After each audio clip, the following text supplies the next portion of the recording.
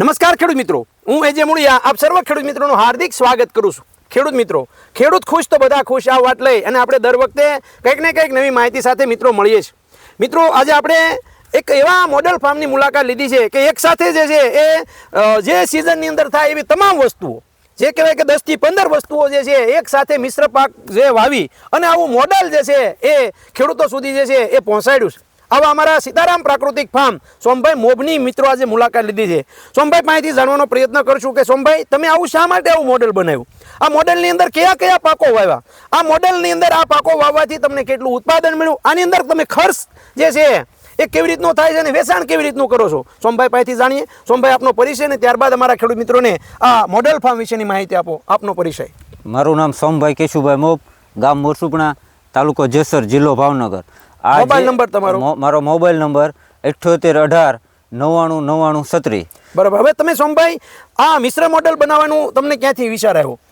આજે અશોકભાઈ, બધાને પ્રશ્ન છે કે ભાઈ ઘઉં બાજરો બધાને મળી રહે છે, જે આપણે રોજનો ખોરાક આપણું શાકભાજી છે, તો શાકભાજી મળતું નહીં, અમને પણ ન મળતું ખેડૂતોને. બરોબર. તો અમને વિચાર આવ્યો કે ભાઈ અમારે આ શાકભાજી બનાવવું છે. તો અમે 2 વીઘાની અંદર આ જે અમારું મેન પાક તો અમારા આંબા છે. બરાબર. આંબાની અંદર અમે ડ્રીપથી જ્યાં મલ્ચિંગ કરીને જેમાં અમે શાકભાજી બનાવ્યું છે. જેમાં તમે જો ટમેટા છે અમારી પાસે, ટમેટા છે, પછી રીંગણી છે, મરચી છે, કોબી, ફ્લાવર, દૂધી, વેલાવાળા, ટૂંકમાં તમામ બધાય. બરોબર છે. એટલે અમારી પાસે 10 થી 15 પ્રકારનું શાકભાજી છે. 10 થી 15 પ્રકારનું શાકભાજી. એટલે હરેક બધું જો તો બધું શાકભાજી છે, મૂળા, ગાજર, ધાણા. બરાબર. આ સિવાય આ સ્વીટ કોર્ન, મકાઈ. હા, અમેરિકન મકાઈ છે. અમેરિકન મકાઈ છે. હવે આ બધા મોડેલ જે છે એ તમે આ સિઝનની અંદર તૈયાર કર્યા, તો આની અંદર જે છે એ તમે કેવી રીતનું વાવેતર કર્યું હતું ને ક્યારે વાવેતર કર્યું હતું, અને હાલ જે છે એ કયા કયા પાકો ઉતરી રહ્યા છે અને કેટલા પાકો પૂરા થયા છે? આ મોડેલ અમારું આમ તો 3 મહિનાનું થયું છે. એટલે ભાદરવા મહિનામાં અમે વાવેતર કર્યું હતું. કરવું તો શ્રાવણ મહિના, પણ વરસાદના હિસાબે અમારે ભાદરવા મહિનામાં કર્યું છે. બરોબર છે. તો અમારે માનો કે રીંગણી છે, તો રીંગણીની આવક ન શરૂ હોય તો એની અંદર અમે આ કાકડી નાખી હતી. રીંગણી અત્યારે શરૂઆત થઈ છે તો એની અંદર અમારે અત્યારે કાકડીનું ઉત્પાદન લઈ લીધું છે. પછી તુરિયાનું એ બધું લઈ લીધું છે. બરાબર. કાકડી અને તુરિયાનું કેવું ઉત્પાદન મળ્યું? કેટલું વેચાણ થયું હશે? અમારું કાકડી તો થોડીક જ છે, 300 ફૂટની અંદર એક પાળાની અંદર. તો અમે 30 થી 35 હજારનું વેચાણ કાકડીનું કરી નાખ્યું. 30 થી 35 હજાર રૂપિયા જેવું કાકડીનું વેચાણ થયું છે. હા. અને તુરિયા, દૂધી, કારેલા, ગલકા? હા, એ બધું 15 થી 20 હજાર ઈ વેચ્યું. 15 થી 20 હજાર. આ બીજું અશોકભાઈ, જો આ પાછી અમે કાકડીનું વાવેતર કરી નાખ્યું છે. હજી ઓલી શરૂ છે તો પાછી આ કાકડી અમારી ચાલુ થઈ ગઈ. બરોબર. ને રીંગણા જે છે એ કઈ કઈ વેરાયટી રીંગણાની વાવેલી છે? રીંગણામાં આ ચોકલેટી છે, પછી મોરપીસ છે. બરાબર. રીંગણીની હારવાર અત્યારે મરસી પણ જે છે એ તૈયાર થઈ છે. બરાબર. તો રીંગણી અને મરસીની અંદર જે છે અને ટમેટીની અંદર જે છે એ કેટલું ઉત્પાદન આવવાનો અંદાજ છે તમને?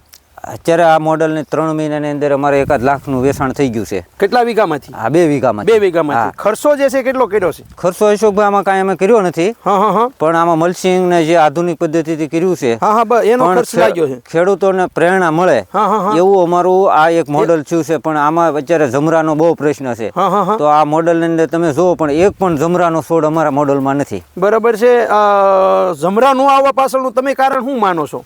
જમરા આવવાનું કારણ કે એવું છે કે એક રોગ છે એવો, પણ અમારી જમીનની અંદર જે હું પ્રાકૃતિક 2019 થી કરું. બરોબર છે. એટલે અમારા મોડેલને સમજો ને 7 થી 8 વર્ષ થઈ ગયા છે. બરોબર છે. તો આમાં કાંઈ જમીનમાં કાંઈ ઘટતું નથી. અમે જીવામૃતનો બહુ આપીએ, પાણે ડ્રીપથી જીવામૃત ચડાવીએ છીએ.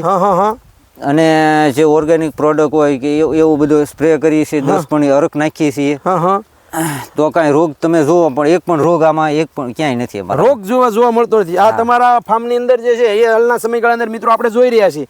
આ ડોકામડીનો જે છે એ રીંગણીનો પાક હોય ને ડોકામડી ન હોય એવું બનતું નથી, પણ આમાં તમને ક્યાંય ડોકું મળેલું જોવા મળતું નથી.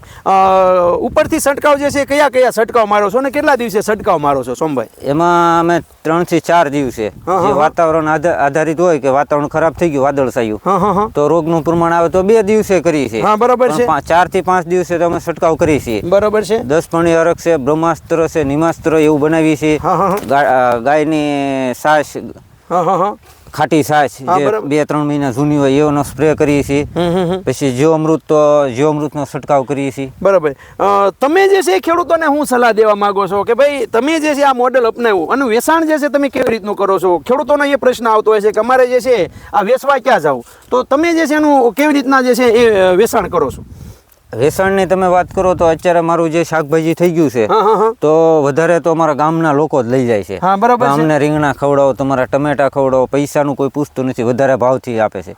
પછી મુંબઈ છે, અમદાવાદ, સુરત જે અમારા ઓર્ડર થઈ ગયા, અમારું જે આજે ઉતરવાનું હોય તો એક દિવસ અગાઉ કહી દે કે અમને અમારું બધું, એટલે બધું શાકભાજી સારા ભાવથી વી જાય છે.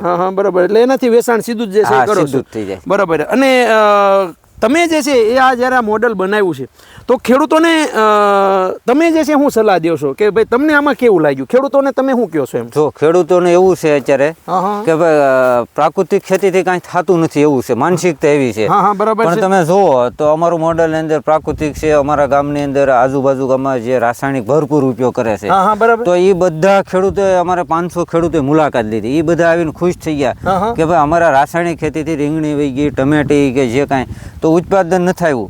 એટલે ખેડૂતોને આ રાસાયણિક ખેતીથી મુક્ત થવું હોય તો અમારા ફાર્મની મુલાકાત લે.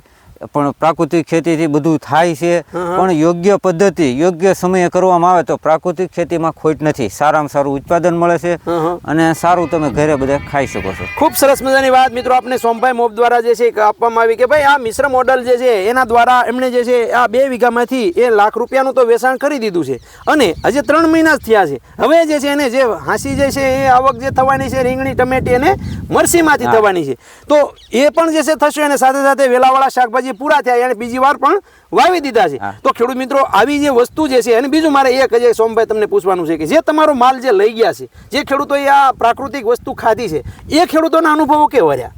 એ તમારી પાસે જે છે રિપીટ ઓર્ડર આપે છે કે કેમ? અમારે ત્યાંથી શાકભાજી કોઈ પણ લઈ જાય, ખાવા લઈ જાય અથવા કોઈ સ્ટોર વાળા અમારું વેચાણ કરે છે તો બધા ખરેખર ખુશ છે અને એ કહે છે કે અમને જે પૈસા ગયો એ પણ અમને આપો આ શાકભાજી. બરોબર છે. અને ખેડૂતોને કોઈ પણ ને કાંઈ એવું હોય કે પ્રાકૃતિક ખેતી કાંઈ થતું નથી તો આપણું સીતારામ પ્રાકૃતિક ફાર્મની અંદર અવશ્ય મુલાકાત લેજો. બરાબર. અને પ્રાકૃતિક વસ્તુ હવે ખેડૂતોએ અથવા તો લોકોએ શા માટે ખાવી જોશે એની પણ વાત અમારા ખેડૂત મિત્રોને કરો. આવનારો સમય એવો ભયંકર આવશે કે જે માણસ રોગિષ્ટ અત્યારે જે મોટા મોટા રોગ કહેવાય કેન્સર જેવા ભવડો લઈ રહ્યા છે તો એમનું કારણ કે ભાઈ તમે જે ખોરાક ખાવ છો, શાકભાજી ખાવ છો તો જેના ગુણધર્મો કરતા વધારે ઝેર આવે છે, શરીર માટે હાનિકારક છે. બરાબર છે. તો બધા ખેડૂતોને હું તો એમ કહું વધારે નહીં, આપણા ઘર પૂરતી છે આ છે એવું બધાને ખાવું જોઈએ, સારું ખાવું જોઈએ, સારું ખવડાવવું જોઈએ.